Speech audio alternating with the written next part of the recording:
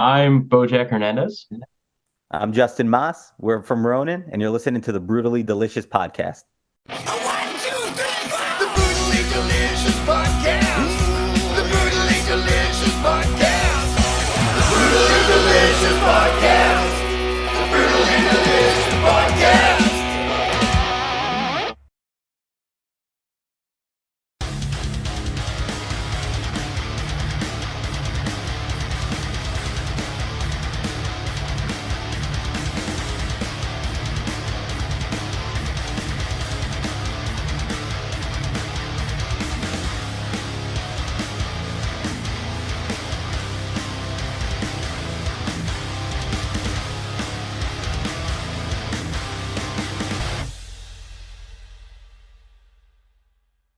Anyway, let's talk about Ronin. Sure. So I guess for those not familiar, we're going to do this with we do this with just about everybody. Can you give us the 2 sentence elevator boardroom pitch? And since Bojack's got his waffle in his mouth, I guess you're up, Justin. Yeah, so I would say we're sort of a throwback to that late '90s, early 2000s rock. We have a little bit of a retro sound like that to us. So I would say if you're sort of looking for less of the modern scene of double bass heavy and looking back for a little more guitar heavy, groove heavy, that's kind of the band that we are. Okay, fair enough. So new record, Valak the Defiler, out on Pavement Records. Now that it's done, how do you feel about it? And are you satisfied with the way it turned out? I would say we're pretty satisfied with the product as a whole.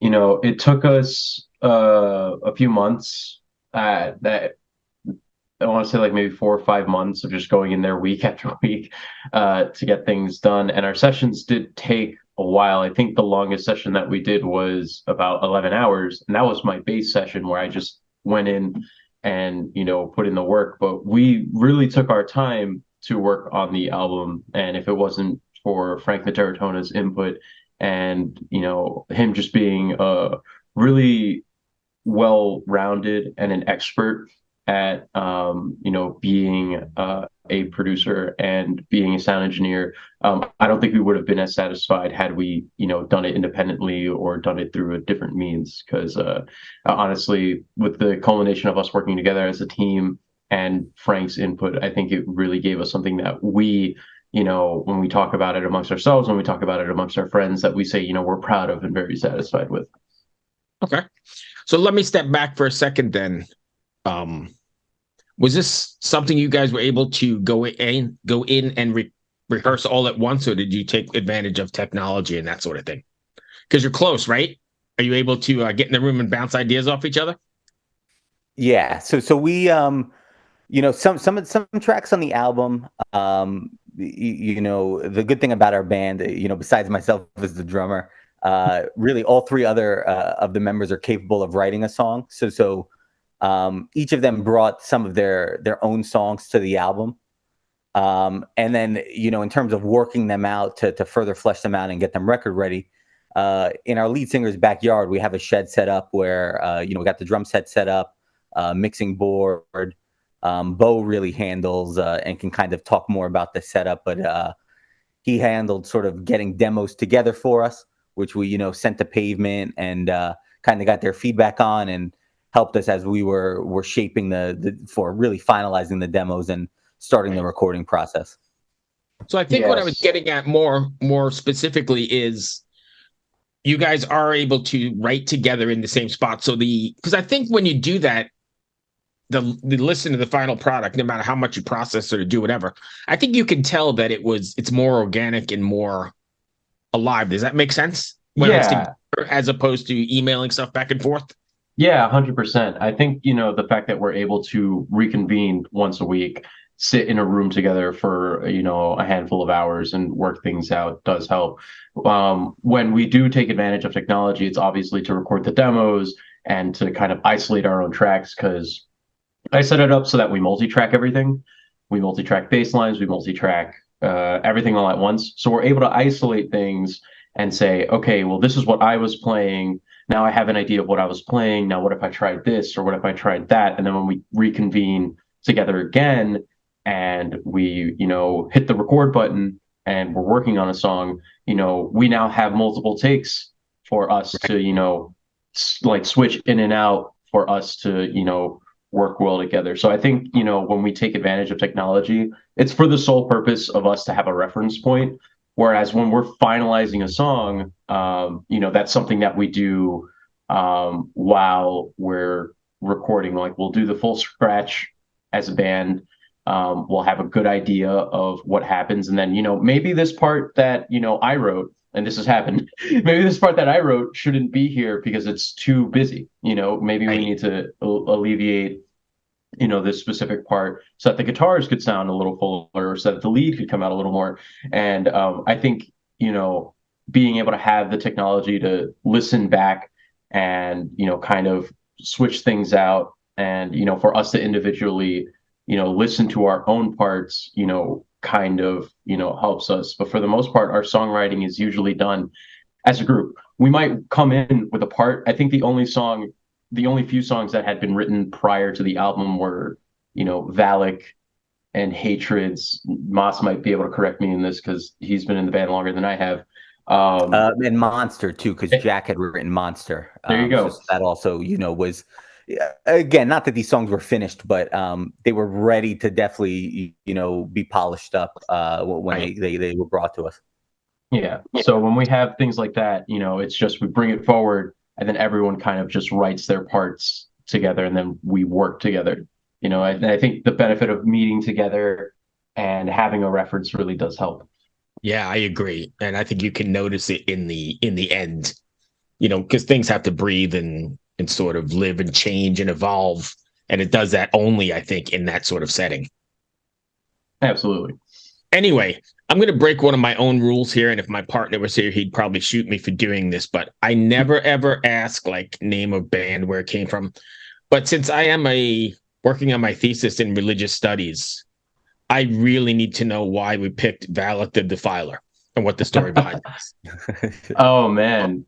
That's all Chris right there. He saw we got into a full discussion about this, but when he saw the second Conjuring movie and he was like, Valak, that's a really cool name. And he just wrote a song based off of Valak.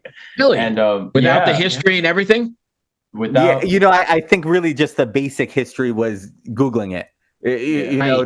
Nothing more than that. He definitely wasn't in the library checking out books. No, I was the one where like to the lore. That's I read up on him. I saw the title and I'm like, you know what? I'm in the middle of writing a thesis on the intersection of metal and religion. Mm-hmm. And it's turning into a documentary or whatever. And then I saw that come across when I was doing my research. I was like, oh, we got some good stuff here. Yeah. So the thing with Valak, for Chris, it was the idea from the movie. And, from a religion standpoint, Valak, yeah, he's a demon. He's one of the Judaic princes or something like that. Right. And a lot of the themes of the song do reflect, I guess, some of the abilities that he has, but none of us are like, like devil worshippers, like or anything like that. We wrote it and it got incorporated into, I guess, like the overarching story and the thematics of our songwriting for this album. I think that's the one good thing about metal is that, and I'm learning it in my research as well, it can encompass everything, right? It can encompass devil worshiping stuff over here, you guys somewhere in the middle, and even religious metal. If it's good metal. Absolutely. Definitely. And I don't think you find that anywhere else. Sort of just the lyrics themselves and how you approach it. Because a lot of our songs, they do have down-to-earth explanations, that Chris had in mind as he was kind of writing them. But he frames them in such a way that they're on a grander scale and really fit in with that theme of, Valak and the overall theme of the album. While, if you kind of peel back the layers, there's some real meanings in there as well. So let me go one step further then. With that being said, is there something you want your fans to take away from after listening to Ronin, or even more specific, Valak the Defiler? I think that's entirely up to interpretation. When I listen to it, I take away, an epic, a story, a fight. There's obviously some type of a conflict, and you don't know how the conflict really resolves. I mean, we do, but there's a conflict, and there is a purpose for the way that the songs are organized in the way that they are. And, sitting with the band and, talking things over between the four of us, the one thing that we want people to be able to really take away from it is their own personal perception of the album. Leave it to interpretation. Maas and I were at a party over the weekend, and someone had literally came up, with their own personal interpretation that was akin to, an idea that I had. But that's the whole like beauty of it. And I think Maas could, agree and even, further develop that point as well. Yeah, I definitely agree where it's a very light concept album is kind of what we're calling it, where we didn't write it with, the story in mind initially, but once we had sort of the songs in front of us, we knew what was going to be on the album. Like Bo said, we were able to sort of arrange them in a way where, there is a narrative in our mind now, but it's not the forefront. Each song sort of stands on its own, and it's definitely nothing where every line, every lyric is really telling the story. You can kind of shape it in your own mind, and I really encourage that. I think that's what makes a song longer lasting is if it's something that each person can feel a personal touch point with and grow with, rather than where the singer's on every podcast explaining exactly what it's about, and then it's hard to really form a connection with. Right. So when you guys are writing your songs, are you writing how they're going to come across on stage? Like this will be a good part for a sing along, or this will be a good part for a chant, or along those lines? Or are you writing the song for the song's sake and then worrying about the stage later? From my point of view, we write the song for the song's sake first. And then once we have that finalized, then we start thinking about how we can best represent it live. We'll sometimes make slight changes, how we transition between songs, or there's a particular section in Valak where we kind of shift into the bridge, and on the album it's a bit of a pause before we jump into it. Live, I sort of do a little bit of a slowdown on the drums to help ease in the transition and make sure we're all on the same page. So we do things like that to really clean it up and play it as best as we can live. But I think from definitely from my point of view, I'm focused first on the album, because that's really how most people will hear it. They may see you live once in a year, but they can listen to you every day, and we want that to be the best representation of us. Fair enough. How difficult is it, do you find it, sequencing a record? Because a lot of bands don't even sequence anymore, right? They're releasing one single at a time and then moving on. There's a whole lost art, I think, in the sequencing, right?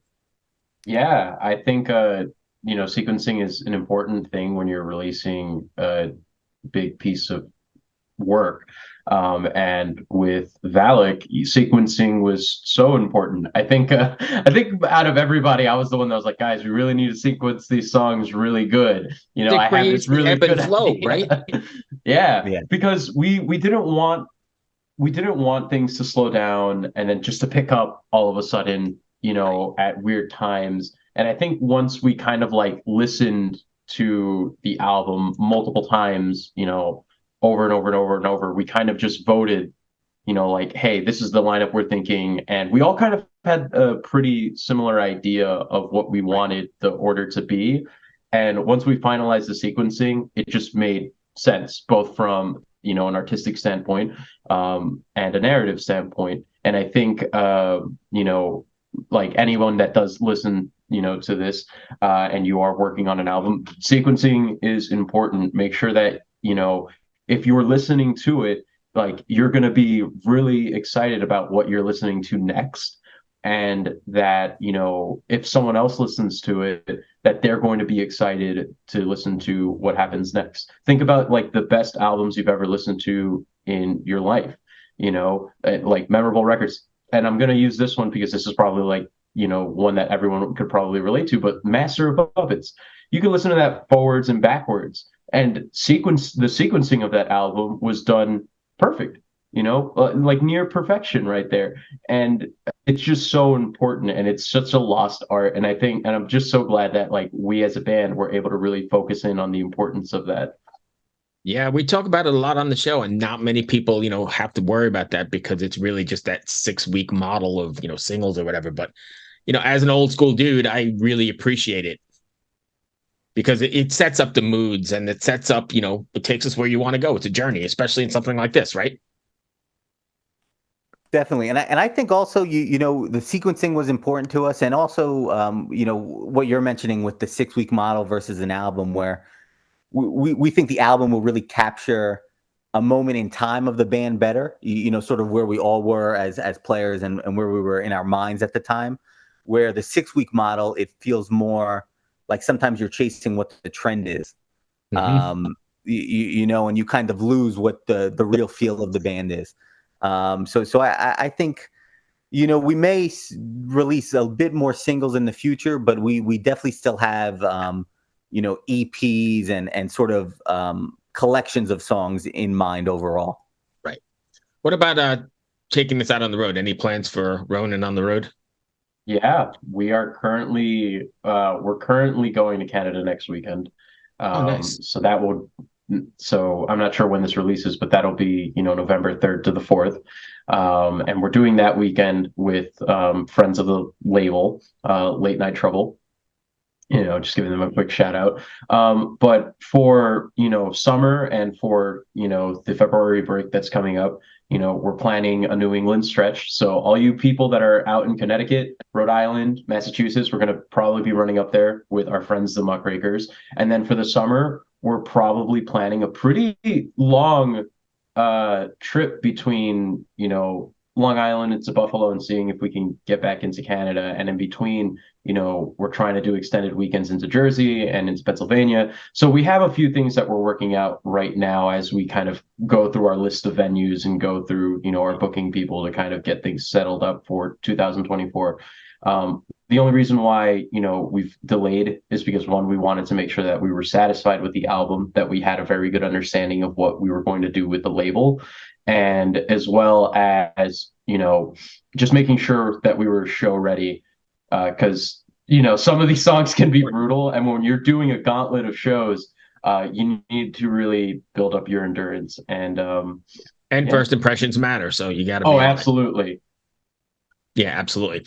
So that runs me to the end of my questions. Did I miss anything you wanted to cover? I mean, the only thing that I think we could possibly discuss is the single that's out now. If you have any comments on that, Maas.